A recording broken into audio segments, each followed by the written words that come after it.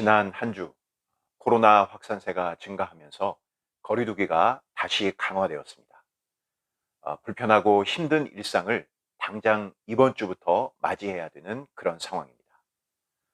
이러한 때에 하나님께서 우리 모두를 안전히 지켜주시기를 바랍니다. 그리고 무엇보다 우리의 신앙이 흔들리지 않고 이러한 때에 더욱 견고히 믿음 안에 서 갈 수 있기를 간절히 소망합니다. 오늘도 주신 하나님의 말씀 속에서 하나님께서 우리에게 원하시는 뜻을 발견하고 그렇게 살아갈 힘 또한 주시기를 기대하면서 10분 사묵자 46번째 시간 시작하겠습니다. 지난주에 우리가 보았던 것은 사울이 주도하여 암몬 사람들과의 전쟁에서 승리한 내용이었습니다. 그리고 이제 오늘 이어지는 본문은 이스라엘이 왕정 국가로 가는 중요한 기초를 놓는 그런 장면이라고 할 수 있습니다. 지금까지 우리가 쭉 봐왔던 것처럼 사울은 사실상 왕으로서 가져야 할 어떤 권위나 정치적 힘을 갖지 못한 그런 상황이었습니다. 우리나라만 하더라도 고대 시대에 나라를 열었던 왕들은 건국의 아버지로서 그들의 용맹성이나 탁월함을 보여주는 어떠한 사건이라든지 혹은 그 왕을 신화로서 그렇게 만들어 축혀 세우는 그러한 모습들을 발견할 수 있습니다. 물론 사울은 그 어느 왕과도 비교할 수 없는 가장 확실한 방법으로 왕이 된 사람입니다. 하나님이 그를 택하셨고 하나님께서 기름 부어 한마디로 밀어주셔서 왕이 되었기 때문에 그렇습니다. 하지만 그 자신이 왕으로서 어떤 것들을 증명해 보이지는 못했던 것입니다. 그래서 사울이 왕으로 공식적으로 세워진 직후에도 특별한 무엇인가가 그에게 없었기 때문에 백성들이 각각 흩어져 자신들의 집으로 돌아갔던 것을 앞서 확인을 했던 것입니다. 그런데 암몬 사람의 공격을 물리치고 비로소 사울은 왕다운 왕의 위치를 확보하게 되었다라고 할 수 있습니다. 이제 14절과 15절의 내용은 정식으로 이스라엘이 왕정 국가가 되었음을 선포하는 그런 내용이라고 말할 수 있습니다. 하지만 오늘 우리가 주목하려는 것은 그 앞에 나와 있는 12절과 13절의 내용입니다. 암몬을 물리치고 난 이후에 사울에게 반감을 가졌던 사람들, 사울이 왕으로서 자질이 증명되지 않았다라고 주장했던 사람들을 죽이려고 하는 그런 무리들이 있었다라는 것입니다. 그러나 사울이 보인 반응이 무엇이죠?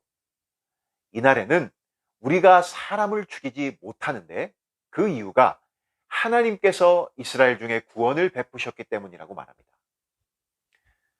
사울은 여기에서도 알 수 있듯이 왕으로서 가져야 할 분명한 자질이 있는 사람이라는 것을 알 수 있습니다. 자신을 반대했던 세력들, 그래서 왕정이 시작되지 못하고 흩어져 각기 장막으로 돌아가야 했던 무리들을 향하여 넉넉한 마음을 가지고 그들을 용서하고 있는 것입니다.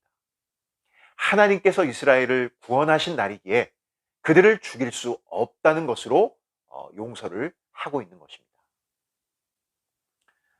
이것은 매우 중요한 부분이라고 말할 수 있습니다. 우리가 눈을 돌려 일반 세상 역사를 보게 된다면 지금 사울에 반대했던 이 무리는 반역을 한 것과 다름이 없습니다. 사울을 대적한 것이고 나아가 하나님을 대적한 것과 같습니다. 그러나 사울은 이러한 중대한 반역에도 불구하고 그들을 용서합니다.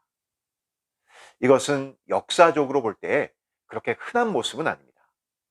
당장 우리가 조선시대 역사를 보더라도 권력을 놓고서 왕의 자리를 놓고서 아버지와 아들이 서로 칼을 겨누고 또 형제들을 무참히 죽이는 일들을 우리가 어렵지 않게 발견하게 됩니다.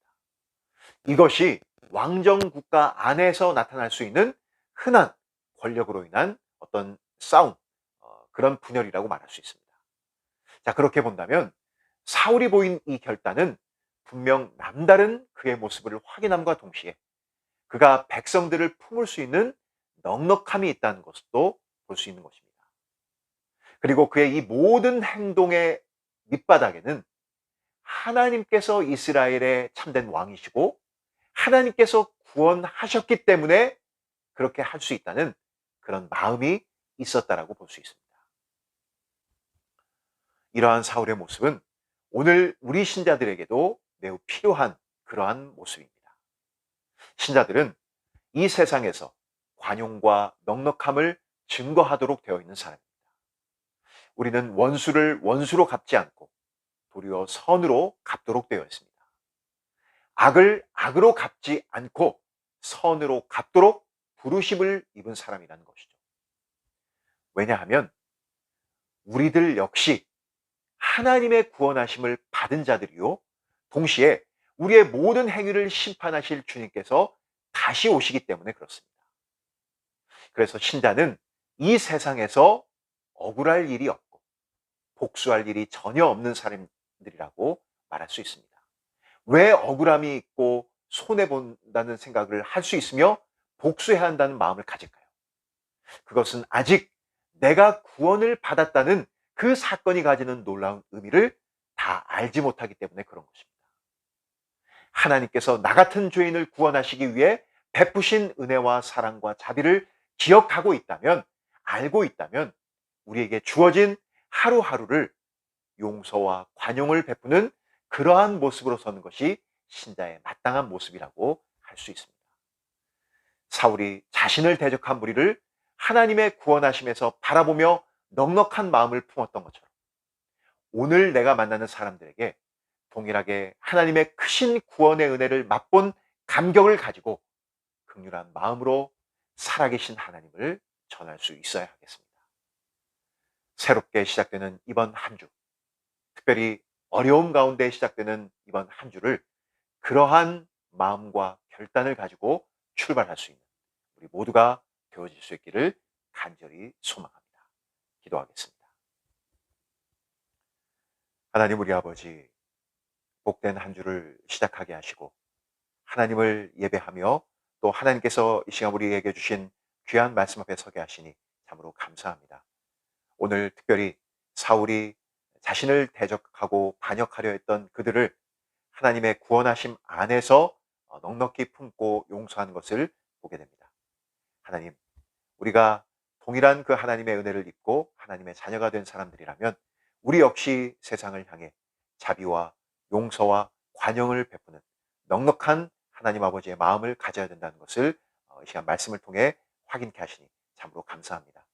그동안 때로 우리의 모습이 나 자신만을 밖에 모르고 용서할 줄 알지 못하고 또 미워하는, 원수를 원수로 갚으려는 그러한 모습들이 우리 가운데 있었다면 우리는 반드시 악을 악으로 갚지 않는, 선으로 갚는 그러한 복된 존재로 부르셨다는 사실을 기억하여서 그렇게 살아갈 수 있는 마음과 또 그렇게 살아갈 힘을 하나님께서 공급하여 주시옵소서. 새로운 한 주를 시작하게 됩니다. 코로나 사태로 어려움 가운데 놓여져 있고 또 새롭고 어려운 환경이 다시 한번 우리 앞에 펼쳐지게 됩니다. 이러한 때 우리의 마음이 흔들리지 않도록 우리의 마음 중심을 붙잡아 주시고 이러한 때 더욱더 하나님의 말씀을 붙들고 하나님과 동행하며 승리의 삶을 살아갈 수 있는 우리 모두가 되게 도와주시옵소서. 새로운 한 주의 삶을 온전히 주님께 부탁드리옵고 예수님의 이름으로 기도드립니다. 아멘.